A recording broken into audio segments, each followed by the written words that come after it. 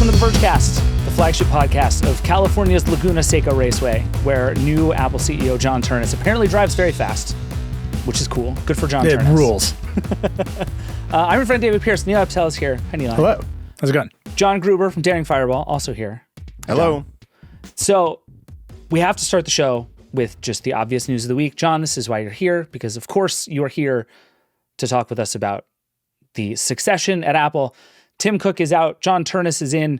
Nilay, you and I did a live podcast sort of immediately reacting to this on Tuesday. We've had a couple of days to settle in. We've seen some more reporting. Both executives have talked a little bit. We have some new stuff to talk about. And I also made a list of every product Apple has released under Tim Cook, and we are going to debate his legacy as a product person, which I'm very excited about. But John, I just want to start with you and go back to Monday for me when all of this started to happen. You've been covering sort of the rumors and speculation of the will they, won't they of this succession plan for a while. I'll ask you the same question I asked Nilay: are you surprised this happened, and were you surprised it happened when it did? No, but it's a weird feeling where they prepared us, I think, clearly about as much as they possibly could. And yet when the news hit the wire at 4:30 Eastern time, it was still like, holy crap, what's going on? Wow, what's going on? Right? Like, and I'm thinking in context to like elections. And it's like here in the US, we have a system where when the new president gets elected in November, they don't get inaugurated until January. And there is like the election results might be a surprise to people, but then there's like this period where, you still have the old president and the new president's coming. Right. And they're kind of doing that with this, right? Where Tim Cook is still the CEO until the end of August. But we didn't know, the difference is we didn't know when election day was going to be. Right. And then the UK has a really cool system where they have these parliamentary elections. And if there's a new prime minister, they move into 1 Downing Street the next morning. Right. And it's like, whoa, where did this happen? And so I'm not surprised, I guess, but it's like we just didn't know when election day was going to be. And then it turned out it was Monday this week. And so it was a little surprising, like, oh, they're announcing it now. But what they announced, not surprising at all. Yeah, I think that's right. Nilay, do you feel any differently now with a few days of hindsight? We were both definitely caught off guard. Just a little bit of inside baseball. My favorite thing that happened here was Nilay was off recording. I think you were doing something for Decoder, right? I was doing Software Brain. I was like in the middle of it. That episode just came out. It's very good. And when you do that, it's like the only time you're very hard to get in touch with because you have to like turn things off to go record audio for a long time. I had to call you and you picked up and you were like, I think you think when I call you, it's like some horrible emergency is happening. Always. And so every single time. I called and you picked up and you're like, hey, what's going on? And I was like, are you recording Decoder? And you're like, yeah. And I was like, you should stop because Tim Cook is leaving. He just goes, okay, bye, and hangs the phone. And then immediately started just being useless in Slack. And now here we are. Yeah. How do you feel a couple of days later? The one thing that has truly surprised me in the sort of post-announcement period is Tim Cook had to, I think they had an event at Apple and he addressed everybody and I think he realized he had to say out loud, I'm healthy and I will be the chairman of the board for a long time. Because it's Apple, because it's Steve Jobs. I think like that question was on people's minds given the seeming suddenness of the timing, if not the John Ternus of it. So he did have to say, I'm very healthy. I'm excited to be the executive chairman of the board for a long time. I think at least until the end of the Trump administration, he has no choice but to be the chairman of the board and just handle that problem. But that's the one thing that it felt like, he had to, they were not expecting him to have to clarify it. So right. He had to say that out loud.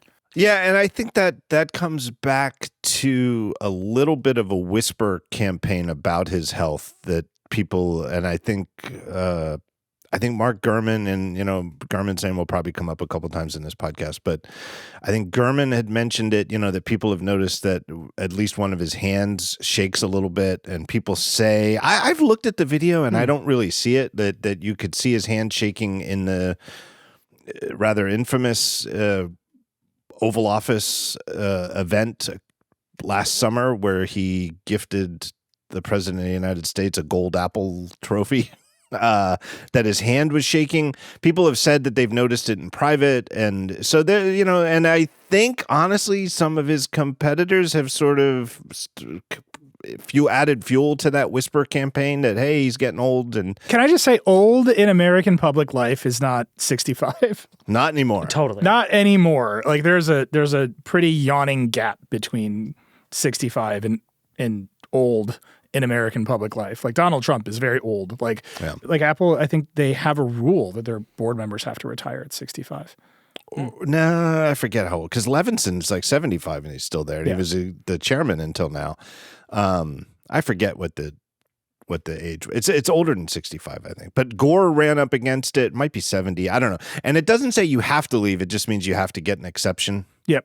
And so I think overall this was from Apple's perspective, an enormous comms success. I think whether their plan was exactly the way it should be, I think it went off exactly as they wanted it to come off. And I think one of the things, there's always with a big announcement like this, some kind of, we didn't think we had to dot that I or cross that T. And I think hey, is everything okay with Tim health-wise was the one that they just didn't think they even needed to address. Do you think that's a Steve Jobs thing? Like, Nilay, you mentioned that, right? Then, like, obviously the last time a CEO succession at Apple happened was because of Steve Jobs' health.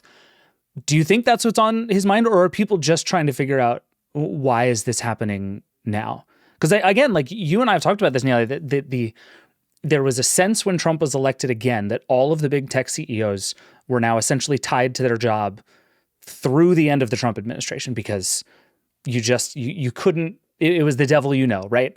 So I think there was a little bit of surprise that this happened this way. And I think the way that Apple is managing it, which is to leave Tim Cook as the person who has to, in Trump's words, kiss Trump's ass. Yes, I know. Isn't it great? I mean, there is something great about the fact that Trump put those words out there and we can just say, those are his words, not ours. Yeah, right? That is fantastic. That is journalistically honest now. I can say kiss his ass because that's what's Trump's happening. We all know it. Everyone knows it. I mean, again, I think that is just a huge part of the role. Like, I do not envy Tim Cook's responsibility to manage a thing that is the global economy. Like, it just fractally looks like the global economy.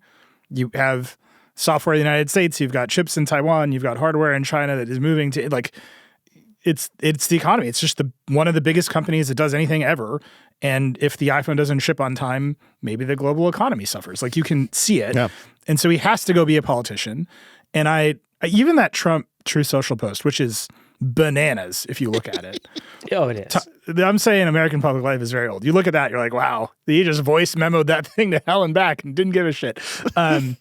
Trump can't meet a new guy. Like, it has to still be Tim Cook who calls him. It cannot be John Ternus being like, I need a tariff exception on this narrow class of goods that is necessary for the next MacBook. Like, that's just not going to happen. So I think that role is very important.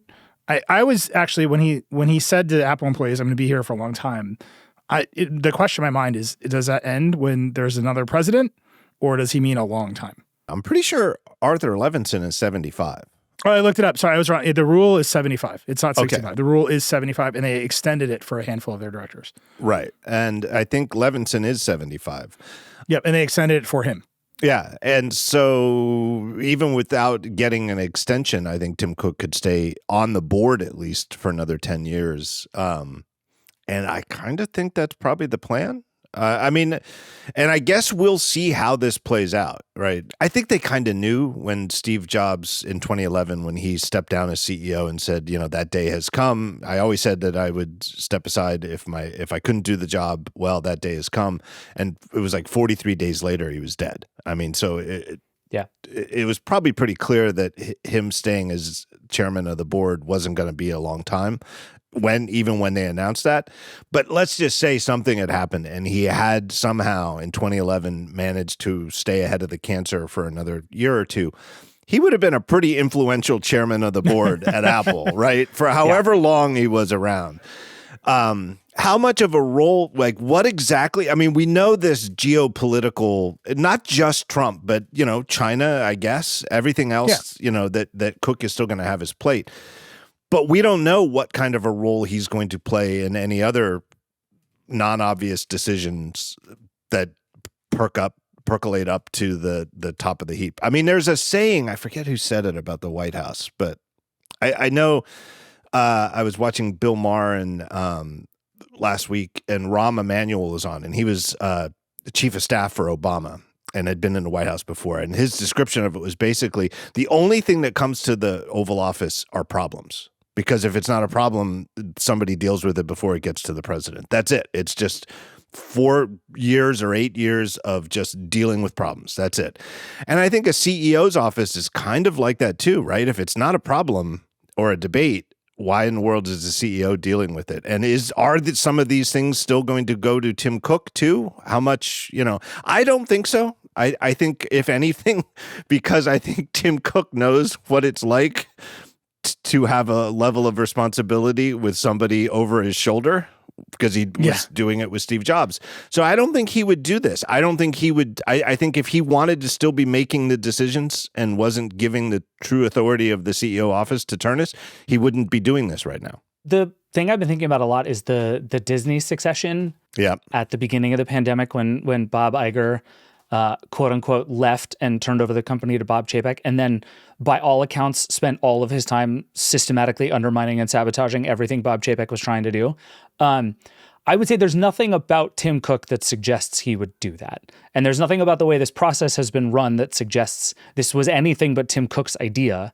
And I think to a large extent, like you mentioned this being a huge PR win, I think the way that this has sort of hit the world as smoothly as it has, unbelievable win from Apple's perspective. Like, the stock market didn't freak out. There was this sense of like, okay, we're going to give Tim Cook his flowers, but also isn't it cool that a product guy is going to be in charge again? Like, everybody managed to immediately be excited about the new guy without there being any kind of referendum on the Tim Cook legacy. Like, it's just in the sort of public I disagree with that a little bit. You don't think so? Okay. I disagree with that a little bit. And not to hype my other show, but I spend a lot of time asking CEOs what kind of decisions they make and how they make them. Sure. And all of them want to pretend that the only thing they do is solve problems. And all of them want to pretend that they've empowered their teams and, I shouldn't even be making decisions. Like, if you just take the gestalt of a decoder interview with a CEO, they're all like, I don't do anything around here. Like, I'm just slapping babies. Like, who knows? But the reality is, that's the phrase, by the way, just slapping babies. It's slapping faces. No, it's slapping babies. That's good. Just out here slapping babies. You can tell I pay a lot of attention during the CEO interviews on Decoder. But the reality is they're making hard decisions about priorities and trade-offs. Like, that is actually the job. And that is actually the problem that any company, even a company as laden with resources as Apple. And a joke I've been telling for years now is I've never even asked to interview Tim Cook on Decoder, because you can just imagine how he will answer all of the questions. Yeah. You can imagine, you're like, what's a big problem you have? And he's like, the products are too great. And you're like, I don't need to do it. And I think this is the moment where there is enough pressure on whether Tim Cook can invent the next generation of products that, it's going to be very exciting that the product guy is in charge while the person who manages Xi Jinping and Donald Trump is still there. And if there's a blip in the supply chain, he can swoop back in. But actually what we need to do is look at the threat from the next generation of conversational interfaces dead in the eye and figure out what to do with it is a big problem. And the person making the trade-offs should be as deep in that problem as they can be. And I think if there's a referendum on Cook, it's that he was never so deep in the products, he could make those trade-offs. I'm looking at your list of products, and they're all pretty good, but they never figured out what to do with a car. They just spent however many billions of dollars letting Johnny Ive feel like, I will reinvent the car. And anybody who's deep in cars, the best-selling cars in America are mid-size crossover SUVs. Do you want Johnny Ive to design the Toyota RAV4? That's your market. The new Ferrari looks sick. He designed a Toyota RAV4. That thing looks more like a RAV4 than it should, right? Because that's the market for that kind of car. Yeah. That, I think, is the referendum on Tim Cook, is that the products all got incrementally better. To some extent, they are all just extensions of the iPhone, but there's not the step change that reflects a vision of the future. John, I know you kind of disagree with this, but that would be my like look back. Oh, this company got way bigger in a way that almost no one else could have done, but there was never a step change. I want to get into the specific products, but John, I do want to know your thoughts on that because I also suspect you disagree. Yeah, but I disagree in a way that we're never going to settle it. And it's a wonderful podcast discussion point because you can't really disprove it. You'd have to go back in time and re-roll the universe with different decisions.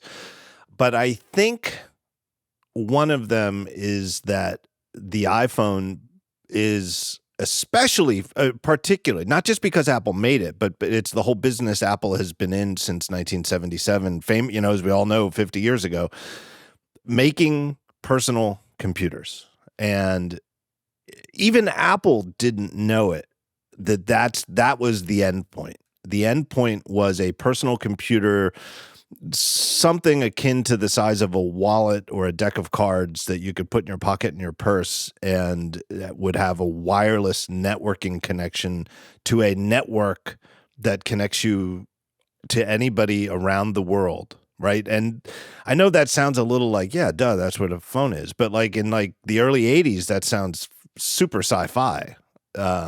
And that's really what it took. And Ben Thompson and I say this over and over again on our podcast, Dithering, that it's really kind of a waste of the term that we started calling computers, personal computers, back in the late 70s and early 80s, when the real personal computer was the smartphone. That's really when it became personal for everybody in the world. And and calling the Macintosh the computer for the rest of us. It was the computer for more of us, but the iPhone was the computer for the rest of us.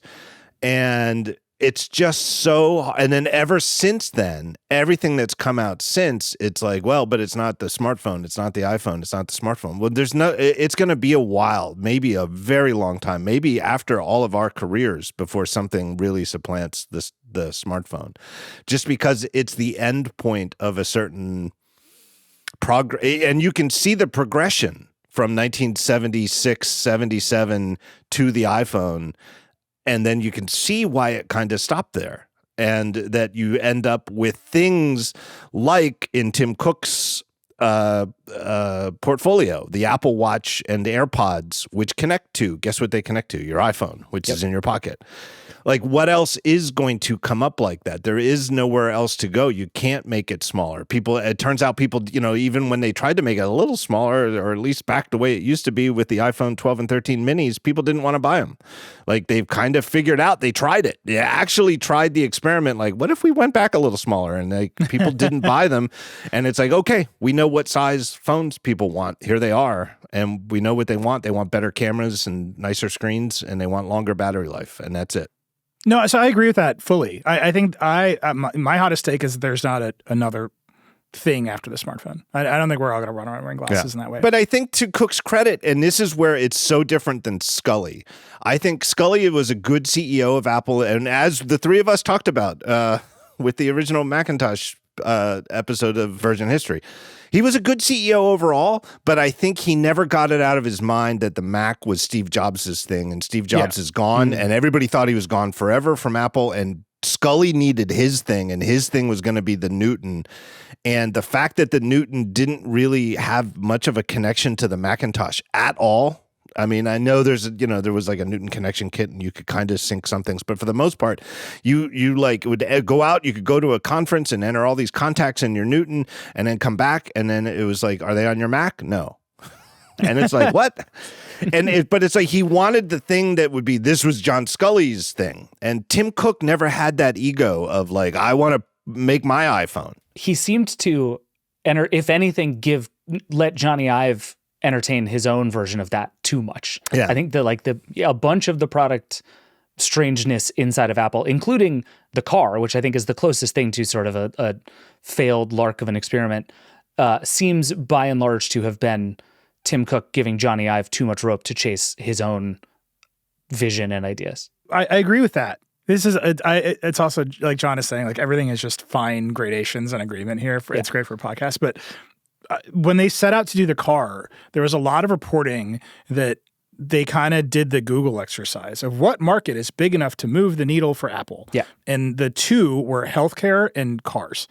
And they've done healthcare. I think Tim Cook is happy to say that his biggest legacy at Apple is health. I don't know they've done healthcare in a way that moves the needle. They've sold a lot of Apple Watches, but they've entered that market. They are a fixture in that market. They're doing what they do there.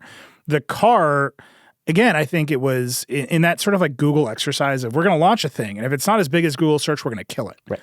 I think what Apple historically has been best at is they launch a thing, they see what's there, and then, John, this is your famous story, they just roll. They just continually iterate until the thing is great because it's the thing they wanted from the beginning. And you just don't see a lot of that in new categories with Apple. I think the last time we did a podcast together, John, you were talking about the Vision Pro. Like, a big question I have is whether John Ternus wants to iterate the Vision Pro because a VR headset might just have a limit. That might just be all anyone can ever do with VR headsets, and all of that time might be better spent elsewhere. And maybe you can't iterate it into a great product, or it has to become AR glasses, which is actually a totally different product. And I think there's a lot of those questions inside of Apple's product lineup right now, where it's like, this is about as good as it can get. Where are the new ideas that are green shoots that need to come up? And you just didn't see a lot of those in the Cook era outside of maybe, I think it might just be the Vision Pro. On the other hand, it's not like he missed anything. Like this to me is one of the things that I think goes back to, John, what you were saying about the smartphone is while everyone else flailed around uncontrollably trying to find the thing after the smartphone, like credit to Apple for just continuing to look around and be like, oh, we're the smartphone company? That's sick. And just not do anything except continue to entrench around the smartphone. And like, is there something that they, someone is doing that they, I don't know. But right now there is no evidence that Tim Cook missed anything. And I think that to me is like the thing about his product legacy that is probably the most positive. Including AI. We should put that on the list, including AI. Yeah. I mean, there is like, this is an interesting time for this to be happening because I would say if there is going to be some brand new hardware, AI is the best shot we've had to find it in a while. But that said, the single best AI device anyone owns right now is their smartphone. And I think that's going to be the case for some time. Or a Mac Mini. Like, those are your two choices. Or a Mac Mini, which you can't even find anymore. I'll disagree with you there, though. I will disagree with you there, where I do think, as I sit here and think, well, okay, I wrote a rather laudatory first take on the Cook era. And I've been thinking, and I'm not trying to find the, well, you got to have a list of pros and a list of cons. What are the cons? The car's a good one because it was a lot of money, but I still think it's maybe overall, even with $10 billion spent, it was like a kind of feather in his cap that he was like, you know what? I don't care if we spend $10 billion. This isn't worth shipping. At least he didn't rename the company after it and then screw that up horribly. The one that I think sticks out is AI. And I think you have to go back to before the whole LLM moment and just look at Siri. And that there was a time where it was like Steve Jobs' last obsession. He was the one who spearheaded. There was the famous story that just came out recently where Kitlaus. Yeah, it said that he met Steve Jobs and Steve Jobs was pretty interested in Siri and he wanted to buy it. And he said, nah, I don't think I want to sell. And then Steve Jobs called him 50 days in a row. And for 50 days in a row, he's like, oh, Christ, it's Steve again. Well, but it's Steve Jobs. I'm going to answer the phone. And for 50 days, Steve Jobs called him up and said, I want to buy the company. What do I, and then eventually he's like, all right, fine. And he sold the company. And there was a time when you could say Apple was the leading AI company in the world. And I know as crazy as that sounds today, because everybody just universally says, well, of all the big tech companies, their own homegrown AI technology is by far the furthest behind, which is true. But there was a time, 2011, when they were clearly ahead of everybody else. Yep. And for a couple of years after that, they were pressing that lead. And I think Steve Jobs was clear, and maybe Forstall, I don't know, in the way that Forstall was aligned with Steve Jobs in terms of the way they saw these platforms evolving.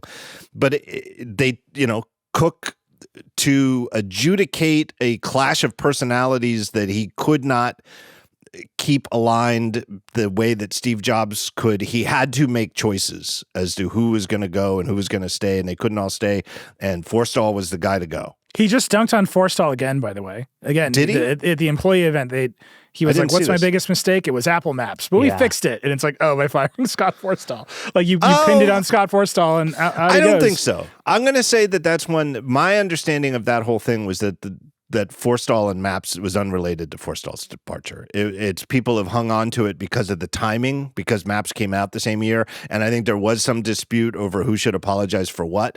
But I think Apple Maps could have debuted 10 times better and Forstall was still gone at the same time. It was because I think my understanding, I don't know if there were others, but Johnny Ive wouldn't take meetings with Forstall anymore. Wow. He would not sit in a room with him. And I don't know that Johnny Ive said it's either him or me, but I think it more or less came down to that. And I don't think the other people at that level, the level of having their picture on the Apple senior leadership webpage, I don't know that there was anybody else who got along with Forstall other than Steve Jobs. I'm definitely enjoying, in the course of Apple 50 and then Cook leaving, all these executives are posting pictures of them being young with like the original iMac. And you're like, wow, a lot of things happened between then and now with like just the 4 people in this picture.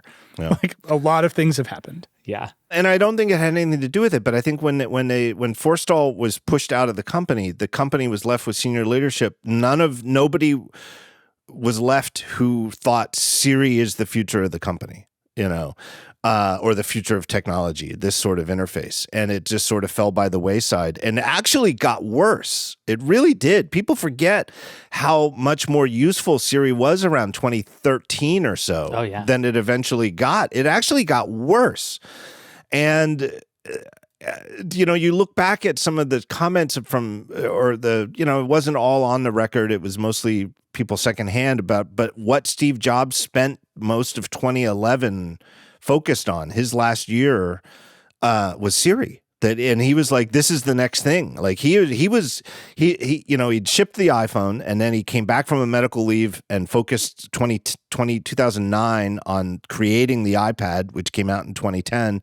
And by 2011, he was like, okay, that's done. He could, not that they were done iterating on it, but the new thing for Apple was going to be the talking to your computer and doing things in an agent-like way. And we talk about agent now, but part of the stuff that Siri could do around like 2013 was like get you movie tickets and stuff. Yeah. It was a partnership with Fandango and it had like a really cool pre-iOS 7, skeuomorphic interface, but you could like say to Siri that you want to go see the new Avengers movie and it would be like, here's a showtime near you. Do you want 2 tickets? And you'd say yes, and then you'd have them. I mean, that was 13 years ago.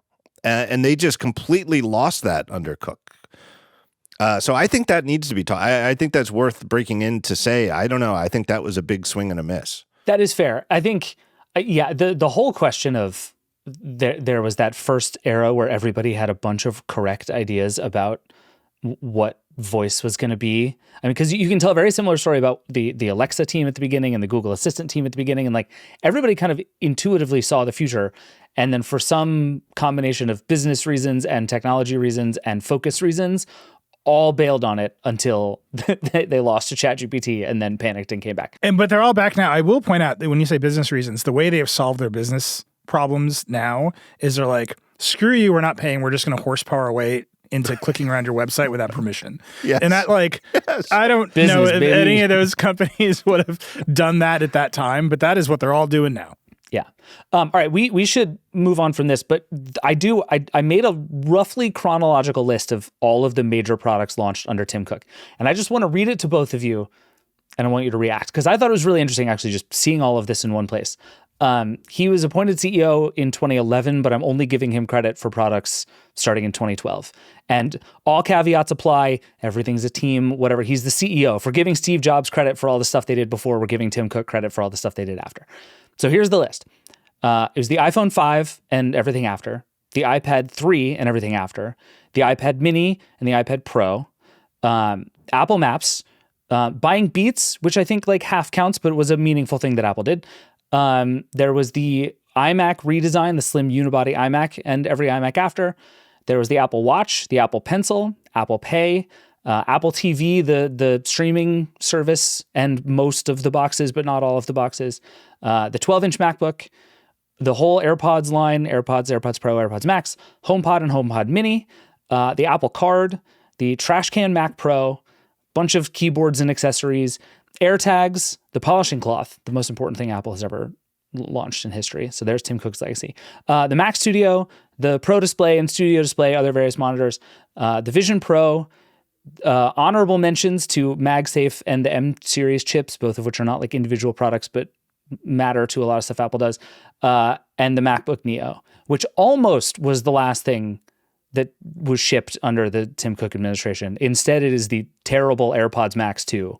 But I'm gonna give it to him as in an honorary way as the MacBook Neo. I look at that list and there's a couple of like slam dunk huge hits, right? Like the Apple Watch was a giant victory. The AirPods is a giant victory. There's a couple of like stinkers, and then the's a lot of stuff. I don't know. What does that list make of? What do either of you make of that list? I can break that into levels of Johnny Ive out of controlledness. Like that's one way you could sort this. Like how out of control was Johnny Ive? And you're like, the touch bar existed for too many years. And that's just the answer to that question. Yeah. There's a little bit of how much of the ghost of Steve Jobs are we fighting? I think the Trash Can Mac Pro is like the ultimate ghost of Steve Jobs. That's Phil Schiller saying can't innovate my ass on stage. Like there's a little bit of that you could break it down into. And then without question, there's before the M series chips and after. And you can see the M series chips came out and Apple Silicon was the thing. And then all of their product roadmaps just coalesced. They're like, oh, we can do anything we want. And that I think provided them like just opportunity, but also focus in like the same breath. I will just say, I like Nilay's summation there, but I will just say, since you brought to mind my "this is how Apple rolls," that's the problem with the Touch Bar. The problem with the Touch Bar was that they never, the last Touch Bar they made was exactly the same as the first one they made, except maybe they added back a hardware escape key. Like everybody was probably because of you. Yeah, that maybe. might have been like directly your fault. It might have been. Like, okay, but that was not the problem with the Touch Bar. I think the overall idea, I think, is still resonates, which is, wait a minute, hey, a series of F1, F2, F3 up to F12 keys at the top of the keyboard. Isn't that like right out of like Unix in 1975? Why do we have these F keys? Why, we have, and it comes back to Steve Jobs' great explanation of why the iPhone didn't have hardware keys. We know how to solve this. It's software, right? Why don't we have software? People love their Steam Decks, right? Where you have like a little thing with dynamic screens for the buttons. There is something there of having something dynamic above the letters and numbers keys. The first Touch Bar wasn't it, and they never iterated on it. I don't know. I kind of feel like that's one of those things where if it was a good enough idea to ship, it was a good enough idea for somebody to come back and say, okay, we swung and missed on the first one. Let's come out with a second one. Right. John, I love that you and I both think the Touch Bar could have been great. I really do believe that. I really do. And I also think that having a bunch of fiddly little buttons and that the solution to let's make it useful to people is we'll just print a bunch of hardwired things, screen brightness, expose, I'm looking at mine, a microphone on, off. All of those icons on top of the actual F key buttons on all Apple keyboards ever since they scrapped the Touch Bar and before the Touch Bar is exactly what Steve Jobs was talking about, why the iPhone doesn't have a bunch of friggin' hardware buttons, because once you put the icon on the button, it's set in stone. You're both so wrong about this. I don't know what you're talking. As a person who has a Stream Deck and thinks it rules, putting the fucking buttons back on the keyboard was the best decision because you have a big screen. It was above better than the Touch Bar as we knew it, but the potential for something good there, maybe something that would have needed a different name than Touch Bar because the first one was such a dud, but something dynamic, something could be done there and still might be done there. I don't know. I think we should sell tickets to a straight up Touch Bar debate, like 1 hour, no holds barred. People would come. I'm so down. I could do this for the rest of the show. I think it's rather cookie and note. Like the worst solution is that they shipped one that very few people liked as it was, kept it for too long, and never iterated it. And it was the same with the butterfly keyboard. Yeah. There's a lot of this in this list, right? Where it's like they fired off one idea that they thought was the future. They kind of didn't know where to go, and they just held on to it. And that's kind of what I mean about the Johnny Ive uncontrolledness. He's you can see it. He's like, I got it right. What do you mean I have to change it? Like, of course the phone should be too thin. They were like, what if we gave you a butterfly keyboard that was slightly better? And everybody's like, still bad. And they're like, huh, this one? And they're like, nope, still bad. The touch bar, everybody was just like, what is this for? Why can't I press the escape key? And Apple just goes, never mind. We're done. Great call, I feel everybody. like John and I were in a briefing where the big update to the butterfly keyboard was they had added a rubber membrane to it. Yes, we were. To keep like one speck of dust Yes. from destroying the whole thing, which Casey Johnson had pointed out. That was the problem. And it was like, are you guys sure a rubber membrane is going to solve it? And they're like, we are pretty sure that that's going to solve it. And I remember that was the off-the-record Apple. It was like, we are pretty sure. They weren't like, take it to the bank. And it was like, it's like the Ron Howard narrator, they were not sure. So I think we've successfully established that however you feel about the touch bar is how you feel about Tim Cook's legacy as a whole. Yes.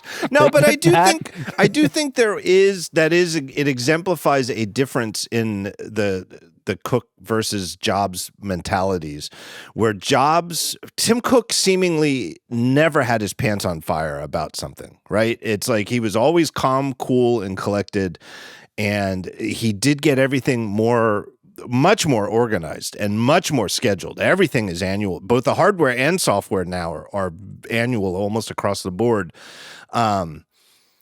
And Apple's schedule was, effectively erratic under Steve Jobs because his attention, there was the very famous early in the iPhone where they were like, hey, we told you we were going to come out with a new version of macOS 10 in June. Well, it's going to come out at the end of the year because we've taken all the engineers off it to ship a new update to iOS software.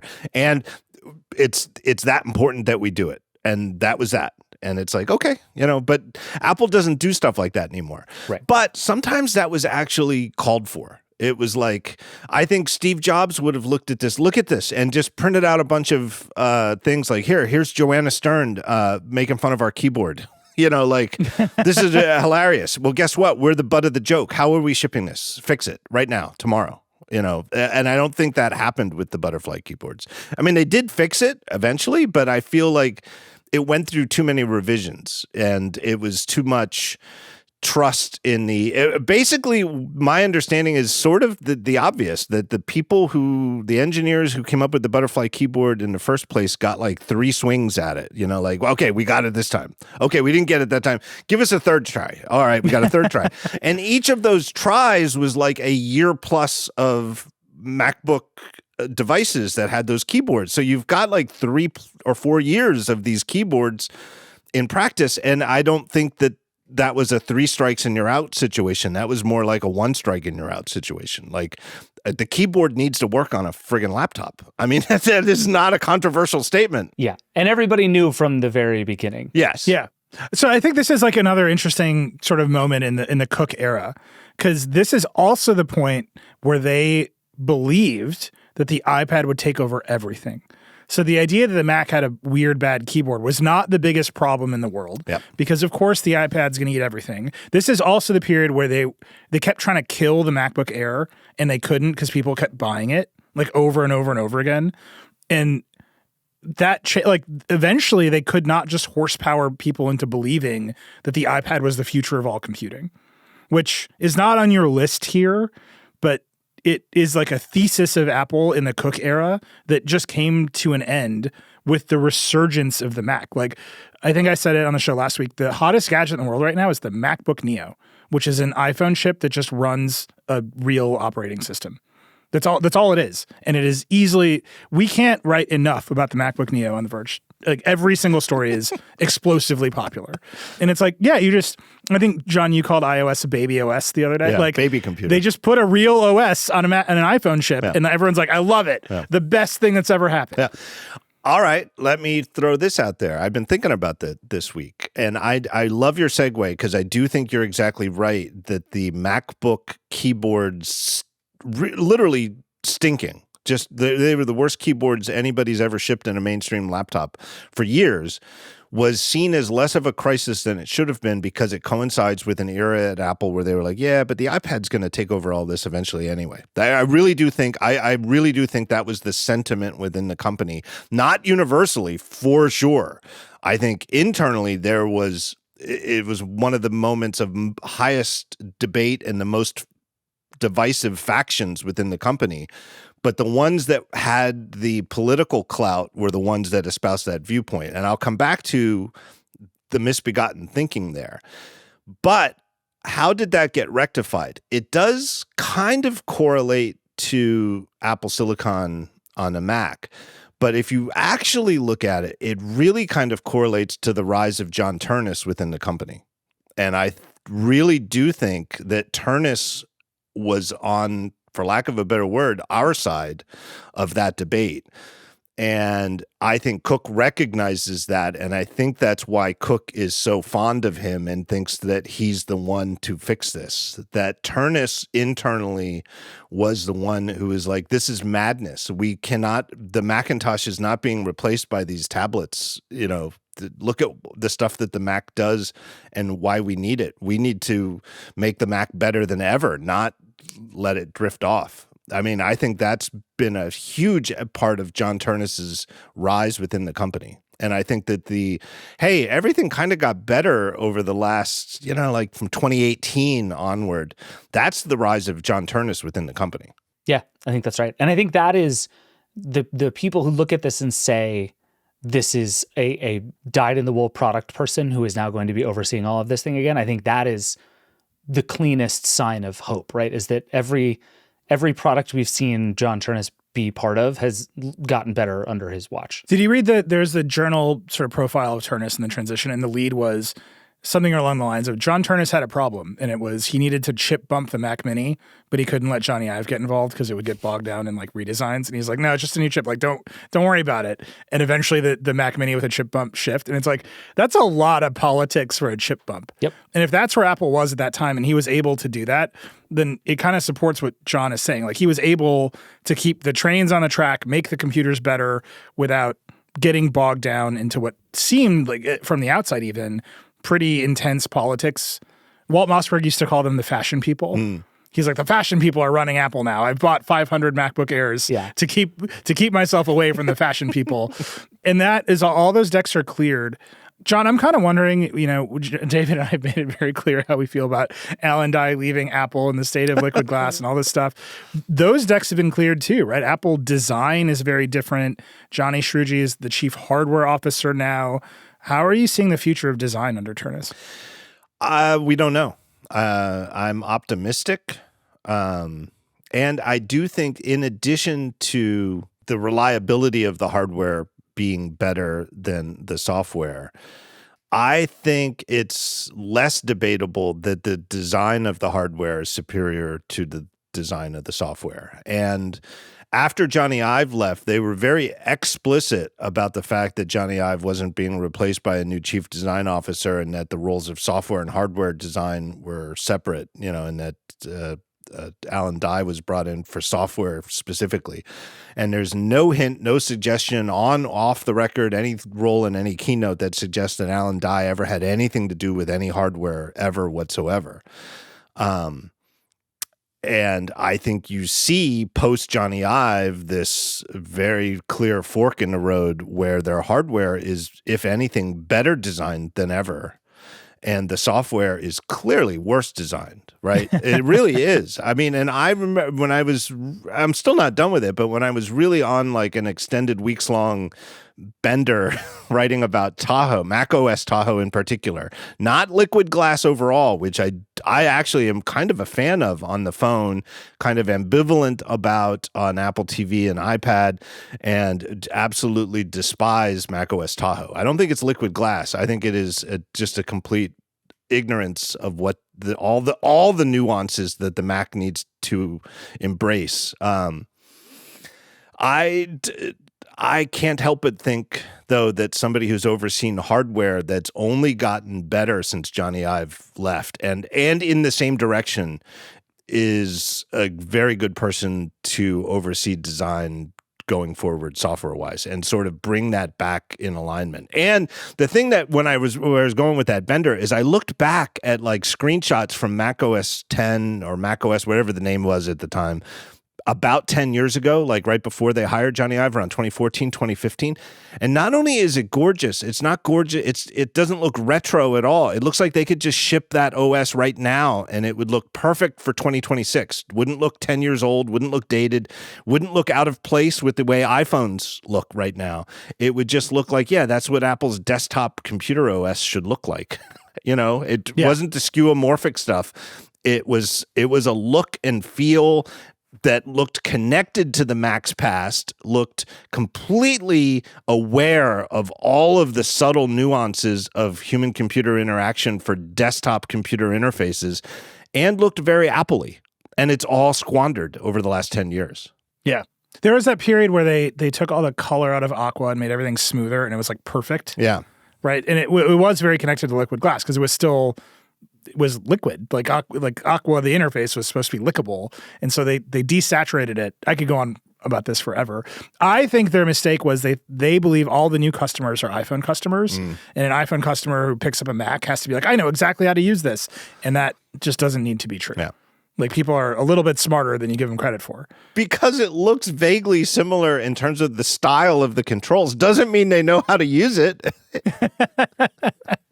It's we'll like, see. The touchscreen MacBook that is rumored is going to be a real test of all this. We'll see. And potentially, there's a fascinating run of hardware coming, right? Because it's the touchscreen MacBook has been rumored to be coming soon. There is a 20th anniversary iPhone, theoretically. It is coming next year. It will be the 20th anniversary of the iPhone. Apple loves an anniversary. What will they do there? There's just been a lot of questions, like you said, Nilay, about what the Vision Pro is going to be. So there's a lot of moments here where it's like, okay, actually, Apple is going to sort of put a bunch of forks in the road all at once about what it thinks about hardware. And it's the first 18 months of Ternus's reign as CEO, which aren't even really his fault, are going to be fascinating. Like he's going to have to launch a lot of things that he either loves or hates, and we're going to see what happens. But all right, we should take a break. Nilay, you and I actually have some breaking news to talk about. But John, you can go. You've got other stuff to do. You have to go be mad about Tahoe. I look forward to it. And we will be selling tickets to the Great Touch Bar debate. Also, John, it's so important that you don't stop being mad about Tahoe. No. You can't. None of us can stop being mad about Tahoe until Apple fixes it. Well, speaking of pants on fire, I feel like my pants have got to be on fire between now and WWDC just to get it all off my chest, because who knows what's going to happen there. But, I would love it if all of my things that are igniting my pants are addressed. But just in case they are, I need to get them off my chest before they are. Yeah. Well, yeah, if you get a bunch of new things to light your pants on fire, you need time for new things to be mad This is about, just John. like there's an Apple memo going out about this podcast, like to John Ternus, John Pants Ignition. It's just a bullet list.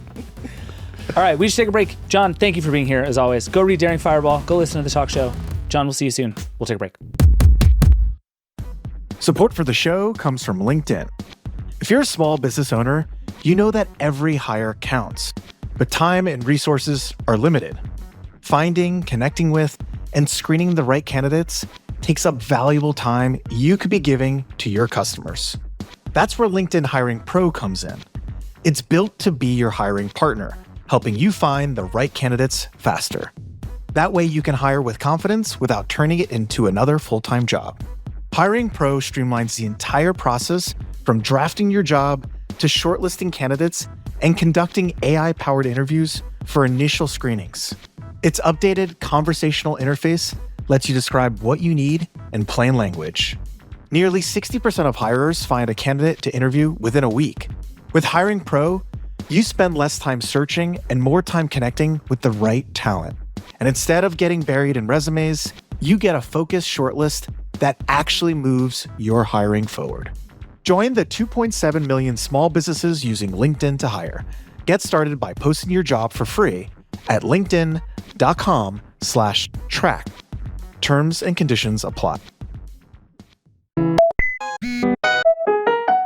All right, we're back. So, Nilay, while we've been recording, a story that has kind of been burbling all week, burbled in a bigger way. So we should talk about it. Yeah. We've talked a lot about the sort of rebooting of the Xbox team, new leadership. Phil Spencer retired. Asha Sharma is now in charge of all of Microsoft's gaming stuff. We've been talking about Microsoft's attempt to get Xbox stuff onto phones for years, and there have been lawsuits about it. There was a memo today from Asha Sharma, basically, I would call it like trying to reboot and reestablish what Microsoft is doing. And the sort of news here is that it is no longer being called Microsoft Gaming. It's just being called Xbox. Like we've been wondering whether there was a future for the Xbox brand going forward, which is in a pretty meaningful way the only consumer brand at Microsoft. Yeah. Copilot ain't it. But now it appears they are doubling back down on Xbox as a thing and as a culture. You and I both just read this memo that Asha Sharma sent to the team. What do you think? So I appreciate that she is a new CEO. She has to make some change. She has to break with the past. Mm-hmm. Rebranding the whole thing as Xbox is a big deal, right? They're trying to get back to gamers. That this memo starts with players are frustrated. We're doing a bunch of stuff wrong. Right? She's trying to break with the Spencer era. I think the plan outlined in this memo is the exact same plan. And maybe that's just because it's a quick read. But the heart of this plan is Xbox will be where the world plays and creates. We will build a global platform that connects players and creators everywhere. Console is a foundation. You can play where you want. Your games, progress, friends, and identity stay with you across console, PC, mobile, and cloud. Aside from console as the foundation, that is the same plan as Xbox Everywhere, which was Phil Spencer's plan. Yes. It is just the same plan. And the thing that frustrated that plan was not execution. I think there was a lot of execution that frustrated that plan. The thing that most of all frustrated that plan was they could not get Xbox on your phone. And Epic and Apple are suing each other, and there's lawsuits. Microsoft just filed an amicus brief in the Epic v. Google case, trying to get an Xbox store onto Android phones in ways that don't involve paying taxes to Google. It's the same plan. Do you see a meaningful difference here?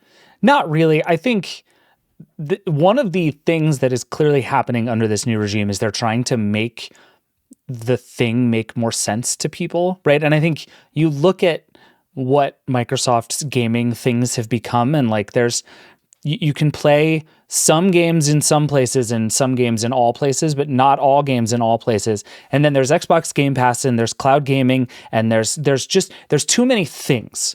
And so I think to me that there is something actually significant about this idea of like we are Xbox, we are returning to being Xbox. My assumption would be we're going to start to see fewer things with fewer names, and that actually what they're going to do is try to turn that whole thing you just described, where essentially you can play anything anywhere and it all moves and feels seamless, which I think is like transparently the correct idea, right? Like just in a vacuum, can you pull it off is one question, but like, is that what gamers want? They want to be able to play their games in all of the places, all of the, like, yes, of course. That is the correct outcome of how Microsoft's gaming ambitions should go. And so I think this sense of like, we need to simplify what we offer and to whom and in what way is right. Again, that is not a vastly different idea than what Phil Spencer has been talking about for a long time. It just has fewer names, and that's something. Like that's genuinely, you deserve credit inside of a big organization for going for fewer names. It's like that's a victory. But I think it's true that you look at all of this, and one of the things she has clearly identified is gamers don't understand what their Xbox is for and what is an Xbox, right? Like the whole everything's an Xbox, I think, has backfired so spectacularly. It is like inside of everything that Asha Sharma is now doing. But what is different about everything is an Xbox and you can find Xbox everywhere you are? Xbox will be a global platform that connects players and creators everywhere. You can play where you want, and your games, progress, friends, and identity stay with you across I get that is a much tighter definition, and maybe that's all you need to do. And again, the whole memo is a break with the past, which maybe that team desperately needs. I'm just saying that was Xbox Everywhere. If you were to just walk up to any Xbox player and say, what do you think Xbox Everywhere means? They'd be like, I could play Xbox on my phone. Like, they would just say the thing that it's supposed to mean. And it's true, in the Spencer era, they got totally sideways. They're like, Candy Crush is an Xbox. Like, I don't know what that is at all. Well, and they got so over their skis buying games that I think it reshaped everything that they were trying to do, right? And then it becomes okay, we have to start putting Xbox games on PlayStation because we have to figure out how to make money from these games.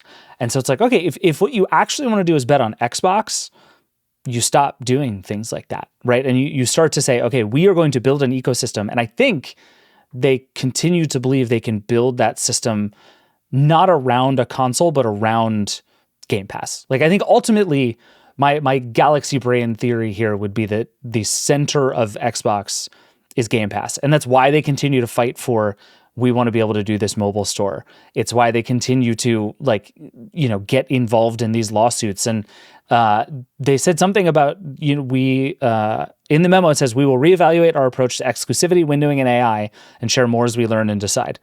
Exclusivity, windowing, and AI is like a wild trio of things to name. It's just stuff gamers hate. We will reevaluate our approach to things gamers hate. Yeah. What is true is I think Xbox is beyond the idea that the Xbox is a console that you have in your living room.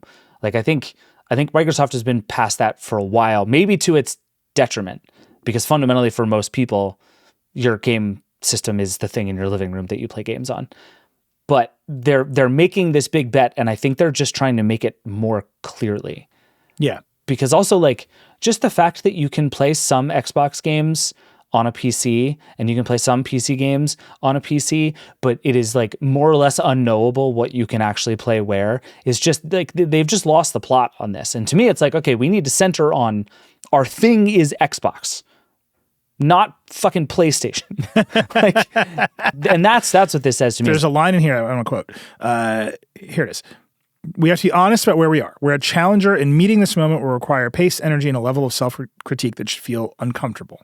So I think that's just a culture change. He's just announcing a culture change. Yeah. Phil Spencer used to say it in a way that was used to justify like the Activision Blizzard. He'd be like, we're number 3. I have to spend $10 billion. Right. She's like, we're number 3. We have to like be better than number 2 and number 1. We have to win. So that's like one thing. I think the other piece, Phil spent a lot of time just integrating Activision as a huge acquisition, and the new boss doesn't have to keep any of those promises. Yep. And so you can see, she's like, oh, we're Xbox. Like, you don't get to be Activision anymore. Like, you're just part of, I run you. Like, no promises will be kept. And we'll just see how that goes. That'll be messy. The thing I want to ask you about specifically, because you and I have talked a lot about how when YouTube decided that its key metric was watch time, YouTube changed. Mm-hmm. And you can just, everything about YouTube backs up into all they care about is watch time. It's their main metric. Okay, well, she announced a new main metric. Our new North Star will be daily active players. It's in the memo. This is the thing that she's saying. This is the new North Star. This is the metric she cares about the most. How do you feel about that? I mean, it's tricky because that's the kind of number you can mess with any way you want. Like, is somebody playing Indiana Jones on the PlayStation 5 a daily active player for Microsoft? They might be able to argue that it is. But I think what that means is that you need to give people a sort of infinite availability of stuff to do, right? Like, if daily active players is your goal, you sure as hell need a successful mobile strategy.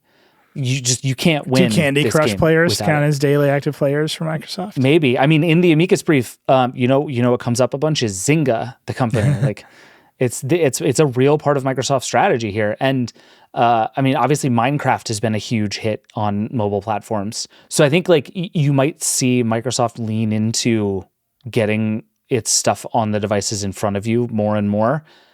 It also means this company is going to have to learn new ways to engage gamers. And there's a bunch of that in here, right? There's a lot of focus on content, and there's a lot of focus on marketing, and there is a sense of like, we need to find new ways to reach people. And it's like, is Microsoft going to release a vertical video feed so that you'll go to the Xbox app more often?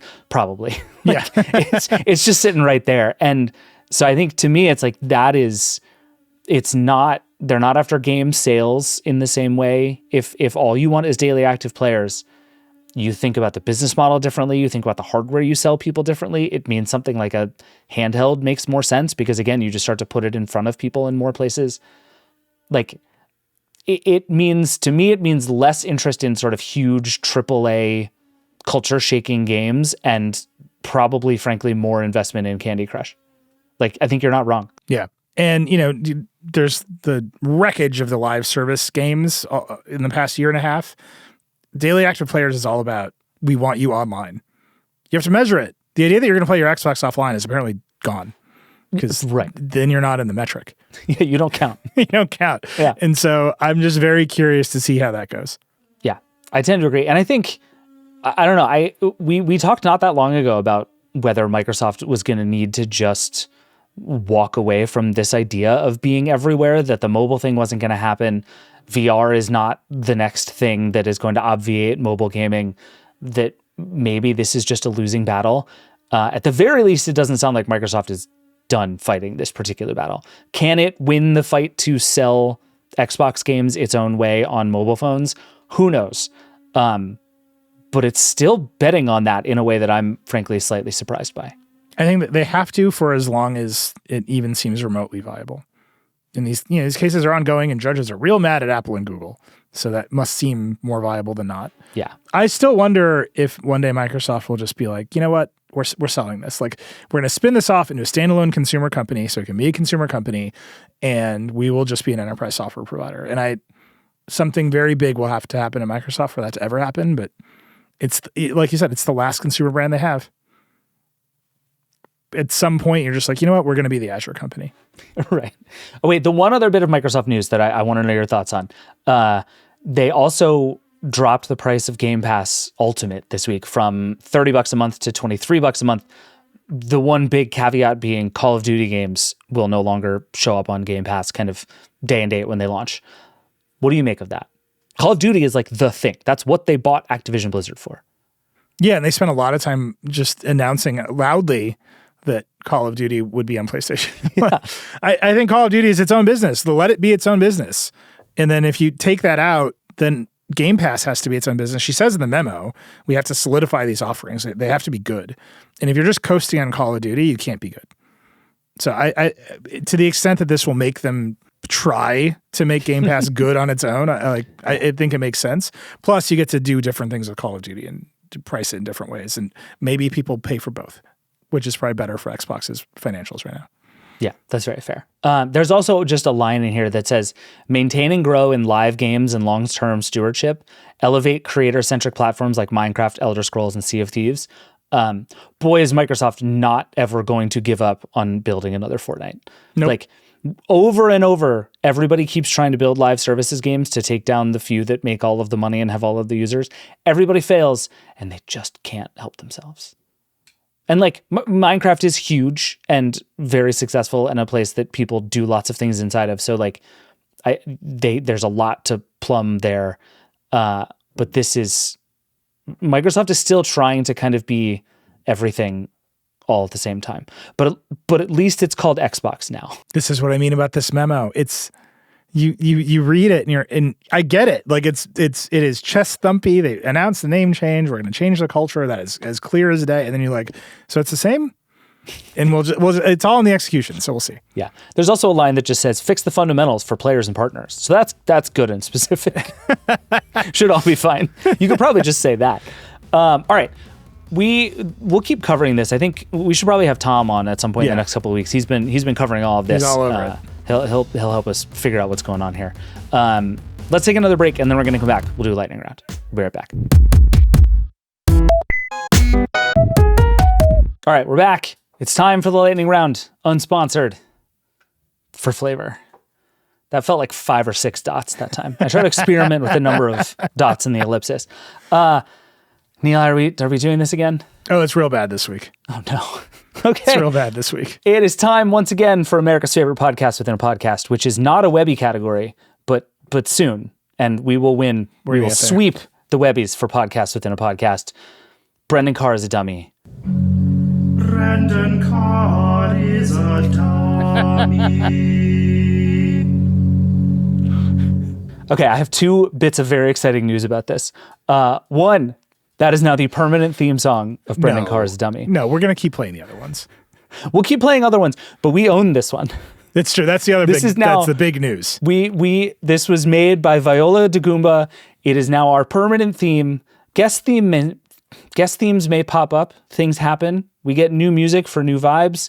But the official music of Brendan Carr is a Dummy, which I think you need to win the award for America's Best Podcast Within a Podcast, is a Gregorian chant. Yeah, so Travis reached out and we bought the theme song. It's ours now. Love it. So soon, when we federate the show, when it appears on other podcasts, Kara Swisher's going to have to run the Gregorian chant. That's all I'm trying to get at. We'll just run the chant as an ad on other people's podcasts from now on. Keep them coming because I do want to run other ones. But that one, we've run it so many times, it did feel like we should pay some money for it in this age of stealing everything. Yeah. It felt like we should make the move. Brendan was particularly dumb and evil this week. So joy of licensing the Gregorian chant aside, this one's a little serious. So the FCC technically has oversight authority over the TV rating system because it shows up on broadcast. And so, the TV rating system is basically a voluntary system. Like Netflix doesn't have to put ratings on things. Y7 is the only one I know. And TVMA. I feel like everything is one of those two things. Yeah, it's like the 5 stars in the App Store. Yeah, right. It's either everyone's naked or it's for babies. And those are your choices and everything is kind of messy in between. Anyway, so all the streamers, everybody participates in it. This is an opportunity for our boy Brendan to mess around with speech. So he has had the FCC launch an investigation over whether kids shows that even have transgender or non-binary people in them are immature and inappropriate for kids. He put out a tweet. There's an official FCC request for comment, and it says, this is the whole justification for it. Recently, parents have raised concerns with the industry's approach, including with ratings creep. Specifically, they argue that New York and Hollywood programmers are promoting controversial issues in kids' programming without providing any transparency or disclosures to parents. This undermines the whole point of the law and the rating system parents rely on.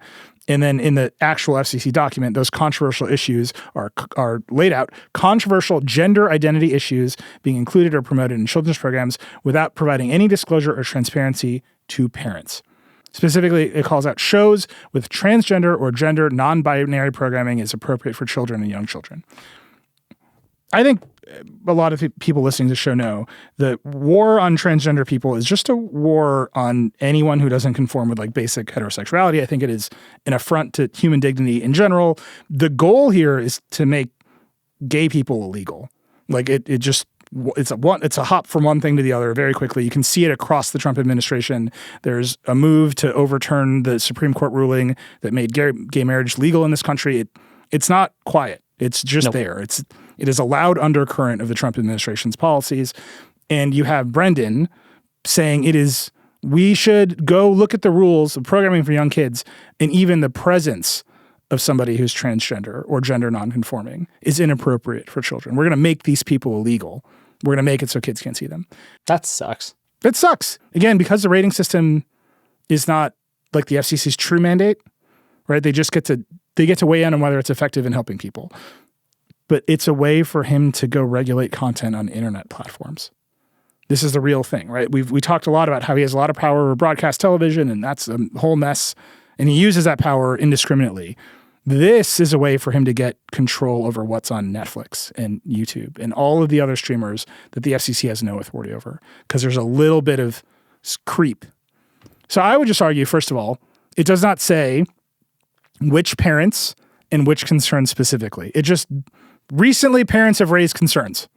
Who? Yeah. Who are these parents? It's a real people are saying, which is like a hallmark of the Trump administration. Truly. So which parents? It's obviously not the parents of transgender children. I bet they have different concerns about the programming their kids are seeing. So to me, this is just it's nonsense. It is the continued Trump administration war on trans people, which is just naked. You can just see it everywhere. And then the creep to actually maybe gay people should be illegal fully, because that is in the Trump administration ethos. And then all the way to we should regulate the speech on internet platforms. So that's Brendan. I think this is all very dumb, especially because I don't know which parents have raised concerns and why those concerns are being weighed over the concerns of other parents. And two, as always, it's just the man keeps monkeying with the First Amendment.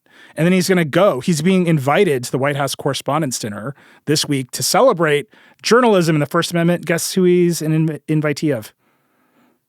Yep, he's sitting at the Paramount table, David. Oh, God. Our boy, David Ellison. I was going to say Barry Weiss, and then I was like, he wouldn't have even asked if it was that obvious. Paramount. Anyhow, Brendan, if you're done partying with your corporate overlords, you're welcome to come on this show, or really any podcast, and let me ask you some questions about which parents are important here and which children you think are important. If you can answer them, because I don't think you can. Or I can just yell at you. That's also a choice you can make. You can just sit there quietly and I'll just yell at you. Anyhow, that's been Brendan Carr is a Dummy, America's favorite podcast within podcasts. What do you think this podcast would be rated? I feel like we've got real like TV-14 energy. Yeah. You know what I mean? Like I said, it's pump up the volume. Whatever pump up the volume was rated. I think that's an R. Yeah, I don't know. But it's like, we're definitely not, like, I wouldn't let my 3-year-old watch us because he would get very bored and leave. But we're cool and hip and young, as has been well established on this podcast. So Yeah. TV-14 feels about right to me. All right. We should talk about Mythos. I'll make this my first one. Are you doing it? What's that? You're doing it. I'm going to do this. We're just going to let's talk about Mythos. So we haven't really talked about this on the show yet, but a little while ago, Anthropic released, or sort of didn't release, its new model, Mythos, which it said is so good at writing code that it's actually dangerous, that it found vulnerabilities in every operating system and browser, all kinds of stuff. And it launched this whole thing called Project Glasswing, basically as a cybersecurity measure. They were like, we've built AI that is too powerful. We need to work on mitigating it together. There's been this really fascinating backlash to it since then, where there are a lot of people all the way up to like Sam Altman at OpenAI who were like, this is essentially scare tactics marketing. They're just trying to frighten you. None of this is real. There are people who are going through and saying, well, actually they're extrapolating the data out from like a little bit of manual review of some things that they found old bugs that aren't even relevant in old software anymore, all the way to people being like, this is the end of the world, right? Like the spectrum has been wild. And this week, a couple of interesting things happened. One of which was that it came out that a group, we think associated with a vendor of Anthropic's, got access to Mythos and has been playing around with it, as far as we know, without any, terrifying goals behind it. But they've been in there mucking around. Yeah, they've been making like landing pages for web apps. That's what they've been doing, just to screw around with it. Mythos is also apparently potentially Anthropic's way back into deals with the U.S. government. We've talked about this a lot. It's big fallout with the Pentagon. It was classified a threat to supply chain, like whole big mess. And evidently, this thing is so important and so powerful that the Trump administration has decided maybe this is how we become friends again. All of this is to say, I still have absolutely no idea how to feel about Mythos, whether it's literally the end of the world or just a bit of really great fear-based marketing from Anthropic. What is your read on it at this moment in time? First of all, I think it's very funny that the people who got illegal access to Mythos got it by looking at Anthropic's own leaked source code and figuring out the URL for Mythos. Yeah, they didn't hack it. They typed in some URLs. Literally, my first, when I first heard the news, I went to our daily editorial meeting. I was like, how do you leak a model? Like, did they steal a data center? Like, what happened here? Like, no, they just found out the URL. Like, that's hilarious. So your mother of all cybersecurity problems is coming from a company that has its own deeply hilarious cybersecurity vulnerabilities is one, very good. The Trump administration, the Department of War has designated Anthropic as a supply chain risk, but they've got a problem in their own supply chain because their vendor leaked through. Like, this is all perfect. Yes. Right. This is all just truly perfect. This whole industry is moving too fast. And as a useful reminder, it's like, how we talk all the time, everybody gets these like very intense cybersecurity trainings, and what it actually amounts to is like people are stupid about clicking links in their email. Every it's time. Like fundamentally people are idiots is like the main security problem. This is sort of how I feel about Mythos. Is like, actually, we have so many bigger security risks that are just all of us living our lives every day that I don't even know if I have time to be worried about what this model can do to my web browser. This is a very small inside baseball story, but one of the funniest days I have ever had at this company, at Fox Media, was we got an email from IT to the whole company, and it basically just said, don't click this link. Like everybody got this weird phishing email, don't click this link. And I won't say who, but someone replied to the whole company, and all it said, no period at the end, all it said was, I clicked the link. And you could just feel the panic. Like, holy shit, I clicked the link. Like, am I dead now? Like, and I must have spent the entire day with our video producer at the time, Trey Shalahorn. We spent the entire day just yelling, I clicked the link at each other. Like, because that's it. Like, don't click the link. That's the only rule. Just don't click the link. And everybody always clicks the link. That's really good. All that's funny. I do think Anthropic is going to end up back in the good grace of the Trump administration. Trump has basically said it's going to happen. They had a meeting with, I believe it was Susie Wiles and Scott Bessent. From all accounting, that meeting went very well. I think Pete Hegseth is kind of on the outs because he is kind of really bad at doing war, which is his only job. It doesn't seem to be going well. No, sure doesn't. I think they're going to win that lawsuit. So I do think all of that is swirling around. Whether or not this is all just doomsday marketing, I think OpenAI, Sam Altman needs to be able to say that. Right. At the same time, if you release a model that has these capabilities and you're like, here it is, everybody use it without even a lick of safety planning, you're doing something wrong. So somewhere in the middle of these two things is the right move, where you're like, oh, this can be used for offensive cyber capabilities. We should probably make sure everyone's ready for it. So we're going to release it. And at the same time, we're winning. So we're going to call out how much we're winning by saying it's too dangerous for anyone to use. This model is so sick, you can't even use it. It's like an unbelievably great marketing line. I think that's right. Where I've landed talking to people is whatever you believe about Mythos in particular, and there's a lot of evidence to suggest that the thing Mythos is doing is also possible for Opus and a lot of other models to do, that if you point these existing models at cybersecurity problems, they will also find bugs. That Mythos is maybe better at it, but it's not a step change better at it. But what is certainly true is that the AI models are getting better at cracking cybersecurity. That is just a true thing that is happening. And so even if you don't take Mythos as the end of the world, but just a step towards a thing becoming slightly more dangerous all the time, we're still right to sort of point at everybody and say, oh my God, we have to take a giant deep breath here and figure out what to do. And Rafi Krikorian, who's the CTO at Mozilla, wrote a great piece, I think for the New York Times, basically arguing that the real problem here is with open source software. Everything runs on open source software. People don't realize this, but like every video you watch is based on some kind of open source system for showing video. And all of those things are generally maintained by a person or a few people or an organization without anywhere near the resources of a giant tech company. And Rafi's point was essentially that is where we need to go focus our energy. That actually we have these infrastructural risks that are not just a thing that you have to patch in your own code, but are things that could break the internet. And knowing that these things are, if not all the way at the point of we've dissolved cybersecurity forever, but are sort of marching towards getting better at cracking these codes, that now is the time to start fixing it. So don't take this as the world has ended, but also don't take it as this is nothing, right? That his point was we have to live somewhere in between that and start to make moves on this thing we are clearly making progress towards that might someday be dangerous in the future. And that's way less sexy than our model is too dangerous to release, but I think it's probably closer to what's actually going on. Yeah, I mean, there's that famous XKCD of all of software is held up by one person maintaining one line of code. Right.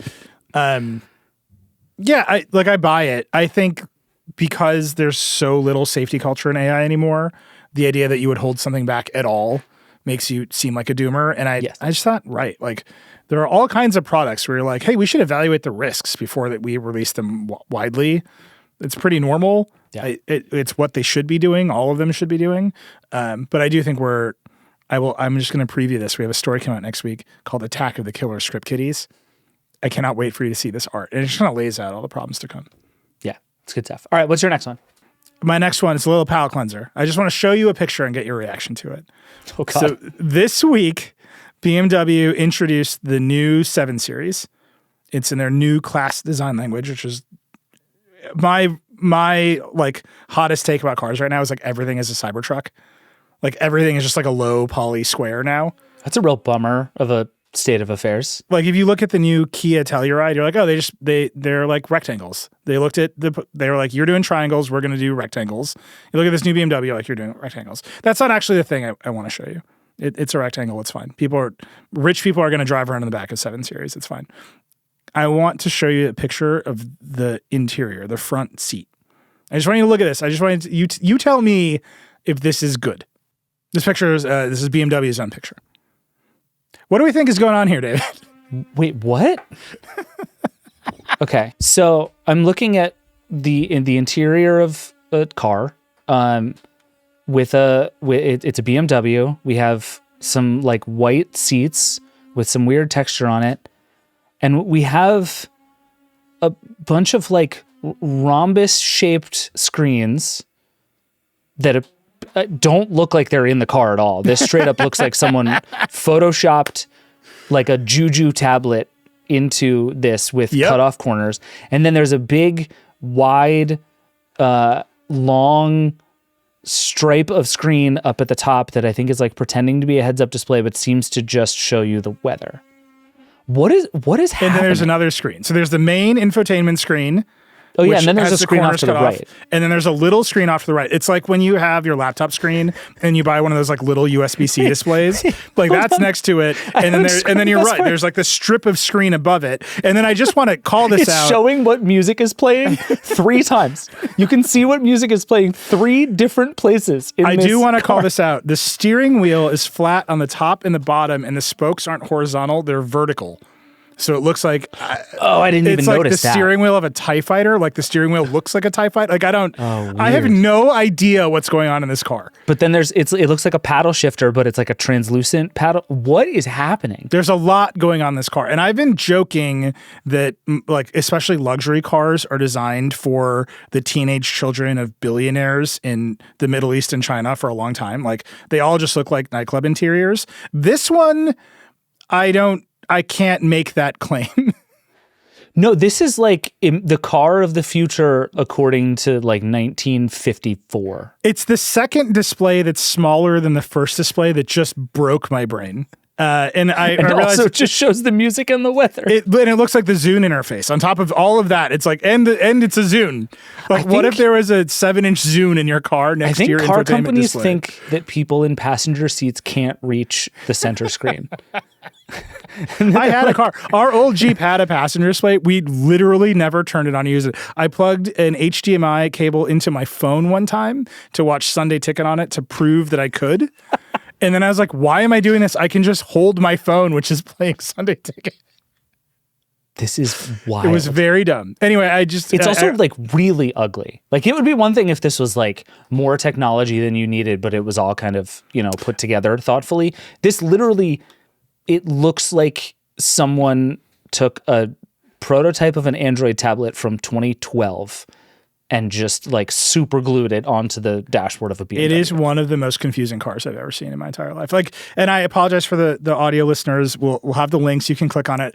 I assure you, you will have the exact same set of reactions that David and I just had when you look at this picture. I also want to point out that in the back seat, like a giant TV folds down from the ceiling so you can watch TV, because this car is meant to be experienced in the back seat. You're not supposed to drive this car. Your driver is supposed to drive this car. Correct. And your driver will have just an array of confusing screens to deal with. Anyhow, I just wanted you to see this. I was like, I got to surprise David with this picture because it was like a jump scare when I scrolled the car and driver article. It literally it shows you the song that's playing 3 times. This is the best idea they had for what to put on these screens. Let's just show them the song that's playing. Every single CarPlay Ultra Mock-Up 2 has the exact same problem. They're like, it's the weather 5 times, 3 songs, 2 maps. You're golden. This is terrible. I don't. All right. Again, I apologize to the audio listener, but I assure you, when you pull over your car and you click the link in the show notes, you'll be like, oh. This is really validating my purchase of a 2018 Hyundai Ioniq that gets 50 miles to the gallon and does nothing interesting. Can I interest you in a secondary USB-C monitor for your main screen? You sure can't. Sure can. That's what my phone is for. And then my wife yells at me for looking at my phone while bad. we're in the car.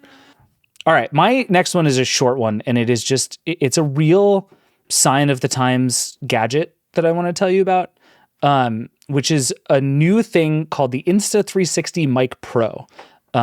It's the NAB is right now in Las Vegas, which is basically like a camera and audio show. It's like CES, but like much more niche and nerdy. NAB is a blast. But basically, they took Insta360 makes a lot of webcams and microphones and stuff like that. And like every other company that makes these things, they've been leaning further and further into creator devices. And this one, the Insta360 Mic Pro, is designed very specifically to be prominently displayed. And the thing that it will let you do, it has a little screen on the side. It's a round microphone that you're supposed to clip to your lapel or your shirt or whatever. And it has a screen onto which you are meant to put your brand. And this is like, I cannot describe to you a more 2026 story about a gadget than a creator microphone that you are going to pin to your shirt that is going to show your brand as you make TikToks. It's perfect. It's like they're going to do a partnership with whatever. What's that platform that Clavicular is on? Kick? Yeah, exactly. Like this is just a product for the live stream era. It's very good. 100%. They do have the fuzzy thing on top. I've noticed everyone loves the fuzzy thing on top. People do love the fuzzy thing. And I think I've been noticing a definite trend away from seeing these things. Maybe this is just my feed, and I'd be curious if others are seeing the same or different. But like we were on this run for a long time of everybody started holding the microphones, and then it was like, it's cool if you hold the microphone and also show the really long microphone cable. And then it was like, we all had the tiny lavalier microphones, and now we've gone back to them being a little less visible. And now you can tell people are starting to like do better audio and hide it. Like have a microphone out of frame is a thing people are starting to do. So it seems like microphone as prop for a lot of creator videos is going away. But again, maybe that's just my feed, and maybe that's just what I'm seeing. My feed is all people putting the clip on their brim of their hat, which is a move I want to get to. There is a lot of that. I think you could do that. Every day I wake up and I think to myself, is this the day that I do hat mic? It's not that day. Someday soon, though. I believe in you. We can do this for you. But yeah, I think this to me is like it's the perfect creator gadget, and I think it will sell like crazy, and you're going to start to see a lot of people with what look like buttons with their logo on it, but it's actually a microphone. Oh, I'm absolutely buying genius. this thing. It's a great idea. 100% buying this thing. Yeah. Everyone should know Nilay walks around with at least one decoder button on 24 hours a day. I'm watching you. That's my transition. That's my last one. You ready? Okay. In the never-ending quest for training data of real things instead of just weird shit on the internet, Meta is going to track everything their employees do on their computers to make sure their AI agents can click around, like open windows, click on apps. They're just harvest that as training data. Okay. Can I tell you my response to this that's going to get me into a lot of trouble with a lot of people? Yeah. This is not a problem at all. Really? If you work at a large company and you don't think they're already tracking your keystrokes, you are all the way out of your mind. Like, I mean, they just are. Like, do you remember in the sort of peak of the pandemic when Microsoft started talking like loudly and proudly about all the ways that it was able to monitor people who were working from home? Yeah, and people bought mouse jigglers. Yeah, I might get in trouble for saying this too, but my wife works at a company where on Teams you go idle if you don't type in Teams or on your computer for like 3 minutes. So sometimes what she'll do is she'll open up a spreadsheet and put some heavy thing, a rock on top of a slash key, and just type a billion slashes into an Excel spreadsheet so that she stays active in Teams. This is what we've been reduced to. Like this is a disaster. Do I think this entire set of things is a horrific mess? Yes, of course. Do I think the idea that Meta is collecting this data to put into its training models for its AI agents is like a vastly worse intrusion on your privacy? No, I really don't. Like you can feel about this however you would like to, and I think there are a lot of people who are very upset about this, but I think in a lot of ways this is just saying the quiet part loud. I'm just going to say, according to our friend Alex Heath and sources, Meta has experienced, quote, intense internal backlash to this program, which is called the Model Capability Initiative. Horrible thing to call it. And Andrew Bosworth said, there's no option to opt out of this on your work-provided laptop. I think I would be angrier about this if I thought that it was actually going to work. Like, because the reason to be mad about this, right, is you are asking me to do my job while tacitly training a computer to do my job, right? Like that's now the trade. You are saying, do your job so well and so successfully that we can teach a computer how to do it and thus fire you. And this is happening right next to Meta preparing to lay off like 10% of the company, right? Like the macro of this is really, really, really ugly. And I think people are right to be mad about this. My thing is just everyone should have already been mad about this, I think, is what I'm saying. Like, the AI of it all is bad, but so is the fact that your boss has been able to use the number of keystrokes you enter in a day in your performance review. It's a thing they can do. So to be clear, Meta, we did ask Meta about this. Their spokesperson said there are safeguards in place to protect sensitive content. The data is not used for any other purpose, including performance evaluations. They just need to get data for how people actually use computers, things like mouse movements, clicking buttons, and navigating drop-down menus, because Meta, like every other company, is like, oh, people won't do business deals with us. We're just going to open their websites and use them on behalf of the people. And there's something really gross about that. It is also the limit of the training data. The LLMs, all they have is text files from the internet and every video on YouTube or whatever other stuff they manage to scrape, and they don't actually know how to use computers. And you can just see that it hasn't been going great. And so they need to get more data. This is why, Joanna did that video of the guy in the suit remotely controlling the robot. That is just an attempt to get training data for how the robot should move. It's just all is very silly. Like, we've made a lot of promises about AI and what it can do. And to get there, we have to monitor every keystroke that every employee at Meta makes so that the computer can click a mouse button appropriately. It just seems silly to me. I agree. And I don't think it's going to work. Again, I think I would be more outraged if I thought this was actually going to work for Meta. Well, the vision they're building to, according to Bosworth, or CTO, the vision we're building towards is where our agents primarily do the work, and our role is to direct, review, and help them improve. Talk about software brain. That's with 8,000 fewer employees as of next month. Yep. Like, it's just those two things absolutely unequivocally go hand in hand. If you believe, and this is what everybody keeps saying, right? Like, if you believe AI is going to be as good as everybody says, you're going to fire a lot of people on your team and your stock price is going to go up as a result. And that is what has been happening, and it keeps happening. And I think everyone who works at these companies should be mad about it. I guess, I just think you should have already been mad. Dave and I had a long conversation today about how we won't use work computers. We've just been at this company long enough that we just don't do it. Yeah. Not interested. Yeah. No, thank you. Yeah. We'll see. But I think that won't work for these companies. I think they're going to miss the next turn. I think you're probably right. And I think a lot of people, like, we keep talking about, and we keep getting feedback about people's changing feelings about tech companies. And one of the last groups of people who by and large love tech companies is people who work at tech companies. And this is a super good way to lose those people. Like, you want to take a bunch of people who believe in the mission of your company and just kind of systematically ruin the goodwill that you have with them. This is a really good way to do it. Yeah. It really, really, really is. All right. Well, on that happy note, it's time for us to get out of here. We need to go source some touch bars for the touch bar at WWDC. This is really a thing we should do. I don't know if we're going to do it this year, but this is a thing we should do. It's a Jubilee style event where John's just sitting there and you have to rush up to him and defend the touch bar. And then he gets to swat you with the touch bar if he doesn't like your opinions. We should say before we go, thank you to everybody who voted for us in the Webbies. We won the People's Voice Award for Best Technology Podcast, which, if I'm being honest, is the only one of the two awards I care about. Congrats to Future Around and Find Out, who won the other award for being a good podcast with a very funny name. But we won the one that I care about, and that is all thanks to you. So thank you to everybody who voted. Also, you have like a couple more days to send in questions for version history. We're doing a bunch of smart home stuff. Nilay, I have a really fun surprise for you on the Harmony Remote episode next week. It's going to be great. We're going to have a blast. I'm very excited.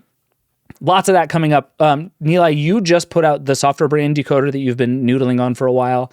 That I think turned out really well. People should go watch that and listen to that. What else is coming on Decoder? On Monday, it's a really fun one. We have the CEO of Underwriters Laboratories, UL Solutions. So the company that puts the stamp on everything that makes it not explode. I don't know how else to describe that. She's great. She's very smart. We talked a lot about like the flood of electronics with like cheap batteries from China and whether or not those have labels, whether anybody cares anymore. And they're trying to safety label AI, which I had a lot of questions about whether anyone's going to participate. But it was a good one. We had a bunch of like, pretty rowdy ones. And then this was like straightforwardly, oh, you have a very complicated problem and you're good at solving it. That's fun. UL is one of those companies that is way more important in the world than anybody realizes, and that's probably how it ought to be. My favorite Decoder episodes, I'm like, you take this thing for granted, and then it turns out to be this like very complicated thing in the background. Yeah. It's one of those. I'm excited about it. As always, you can subscribe to The Verge to support everything we're doing and also to get all of our podcasts, these and those that we just talked about, ad-free, theverge.com/subscribe. It's a great page. It's just nice to look at. Just go look at it for a while. Also, the new homepage is out. Speaking of good pages to go look at. We fixed the scroll bar. Thank you to everybody who's very upset with us about the scroll bar. It seems to be going great. Feedback's solid so far. People like the homepage. I'm happy about it. I have some notes, but I'll give those to you off air. It'll be fine. Yeah. If you have notes on the homepage or anything else, you can always call the hotline 866-VERGE11. You can email us, vergecast@theverge.com. We love hearing from you about anything and everything. It's the best part of the job. The Vergecast is a production of The Verge and the Vox Media Podcast Network. Today's show is produced by Brandon Kiefer, Travis Larchuk, and Andrew Marino. We will see you next time. Nilay. Rock and roll.